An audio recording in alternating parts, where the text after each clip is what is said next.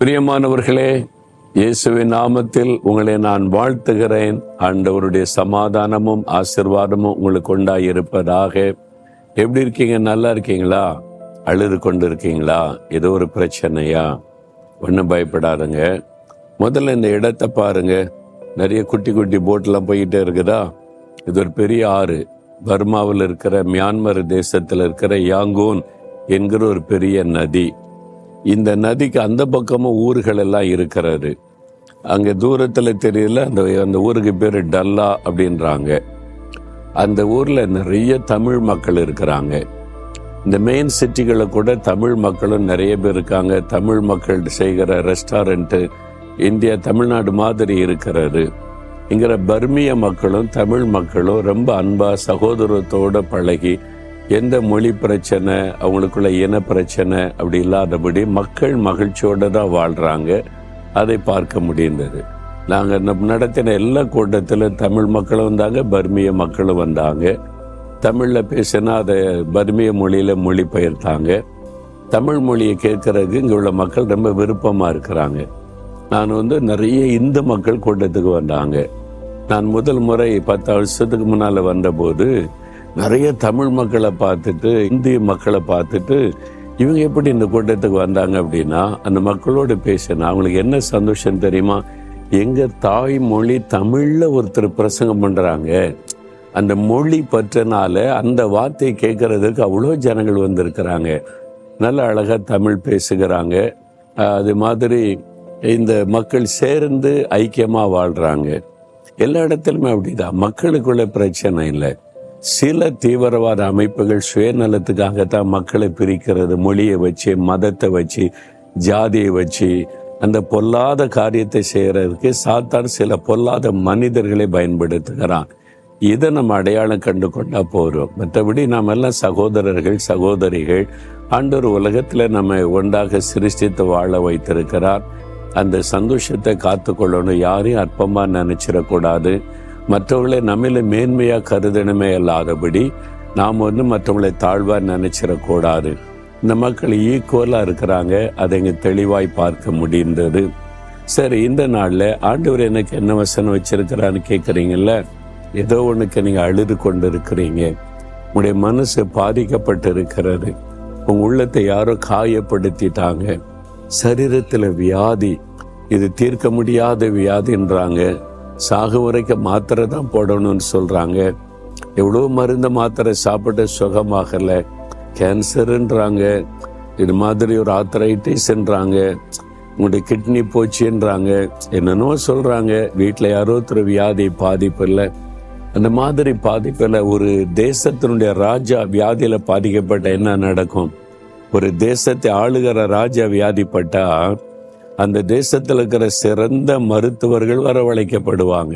சிறந்த மருத்துவ உதவி செய்யப்படும். பார்த்தீங்களா, நம்ம தேசத்தை ஆளுகிற லீடர் பாதிக்கப்பட்டா உலகத்துல எந்த பெரிய பிரபலமான டாக்டர் இருந்தாலும் கொண்டு வந்துருவாங்க அவரை காப்பாற்றுவதற்கு. அப்படிதான் அந்த ராஜா வியாதிப்பட்டு, எசேக்கியா என்ற ராஜா வியாதிப்பட்ட போது எல்லாரும் வைத்தியம் செய்து பார்த்தாங்க, முடியலை.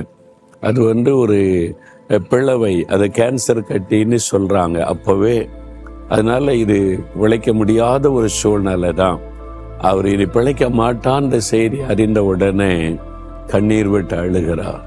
ஒரு தேசத்தின் ராஜா, ஐயோ என்னை காப்பாற்ற யார் இல்லையான்னு கண்ணீர் விட்டு அழுகிறார். ஆண்டவரை சொல்லிட்டார், போதுன்னு உலகத்துல வாழ்ந்தது பட்ட பாடு பல்லோகத்தை சேர்ந்துருன்னு தீர்க்கதரிசி மூலமா சொல்றார். ஆனா அவருக்கு அது தாங்க முடியல. கண்ணீர் விட்டு ஆண்டோட, நான் உண்மை உத்தமா நடந்தேன்னு. ஆண்டவரே, நீங்க சொல்றதெல்லாம் நான் செஞ்சேன், உமக்கு உண்மையா தானே இருந்தேன். அவர் கண்ணீர் விட்டு அழுகிறார். அழுது விண்ணப்பம் பண்ண உடனே ஆண்டவருக்கு மனசு இறங்கி விட்டார். ஐயோ என்னுடைய தாசன் அழுகிறான்னு சொல்லி அவர் தம்முடைய தீர்க்கதரிசி அனுப்பி ஒரு வார்த்தை சொல்றார். தன்னுடைய ஊழியக்காரனை அனுப்பி, பாருங்க 2 ராஜாக்கள் 20:5 உன் விண்ணப்பத்தை நான் கேட்டேன், உன் கண்ணீரை நான் கண்டேன், நான் உன்னை குணமாக்குவேன் அப்படின்னு ஆண்டவர் சொன்னார். அதே மாதிரி தீராத அந்த வியாதியை குணமாக்கிட்டார். காயப்பட்ட உள்ளத்தோட கண்ணீர் வடிகிறார். சரீரத்தில் வியாதியினால் உண்டான பாதிப்பு, வேதனை, ஆண்டவர் சொல்லுகிறார், உன் கண்ணீரின் நிமித்தம் உன் விண்ணப்பத்தை நான் கேட்டேன், நான் உன்னை குணமாக்குவேன். அப்படி சொல்லிட்டு அதே மாதிரி சுகத்தை ஆண்டவர் கொடுத்து ஆயுசு நாட்களை 15 வருஷம் ஆண்டவர் கூட்டி கொடுத்தார் என்று அந்த உண்மை சம்பவத்தில் எழுதப்பட்டிருக்கிறார். மரணப்படுக்கையில நீங்க இருக்கீங்களா? உங்க வீட்டுல யாரோ இருக்கிறாங்களா? அவ்வளவுதானா நீ கலங்கி நிக்கிறீங்களா? கண்ணீரோடு அவரை நோக்கி பார்த்தீங்கன்னா உன்னுடைய கண்ணீரை பார்த்த உடனே மனம் இறங்கிடுவார். ஒரு குழந்தை அழுவதை பார்த்த உடனே தாயனுடைய உள்ளம் எப்படி உருகுமோ அதே மாதிரி தாய் அன்புள்ள ஒரு ஆண்டவர். ஆண்டவரே எனக்கு உதவி செய்யும், இயேசுவே எனக்கு உதவி செய்யும், இயேசுவே ஒரு அற்புதம் செய்யணும். கண்ணீர் வடிச்சிட்டீங்கன்னா உடனே ஒரு இறங்கி வந்து கட்டாய அற்புதம் செய்வார். உடைய கண்ணீர் துடைக்கப்படும். உடைய கண்ணீருக்கு பதில் கொடுக்கிறார். என் மகனே, என் மகளே, உன் கண்ணீரை நான் கண்டேன், ஒரு விண்ணப்பத்தை நான் கேட்டேன். ஒன்னும் பயப்படாத, நான் குணமாக்கிடுவேன், நான் மாற்றி தருவேன், நீ பயப்படுற மாதிரி விட மாட்டேன் அப்படின்னு இயேசு உங்களை பார்த்து சொல்லுகிறார். அப்படியே ஒரு இதயத்துல கை வைத்து, ஆண்டவரே இயேசுவே எனக்கு ஒரு அற்புதம் செய்யுங்க. எல்லாரும் கை விட்டுட்டாங்க, ஒண்ணுமே செய்ய முடியாதுன்னு சொல்றாங்க. காயப்பட்ட என் உள்ளத்தில் காயத்தை மாற்றும், என் சரீரத்தில் இருக்கிற வியாதியை மாற்றும், என் குடும்பத்தில் இருக்கிற இந்த வியாதி வேதனைகள் நெருக்கங்கள் மாறட்டும். ஒரு அற்புதத்தை நீங்க செய்தாதான் முடியும் ஆண்டவரே. தகப்பனே, யார் யார் அப்படி செபிக்கிறாங்களோ இந்த மகனை பாரும், இந்த மகளை பாரும். இன்றைக்கே ஒரு அற்புதம் அவங்களுக்கு நடக்கணும். அவருடைய கண்ணீருக்கு நீங்க பதில் கொடுக்கணும். அவங்க வேண்டிக் கொள்கிறதை நிறைவேற்றி தரணும். இன்றைக்கு அந்த அற்புதம் நடப்பதாக இயேசுவின் நாமத்தில் ஆமேன், ஆமேன்.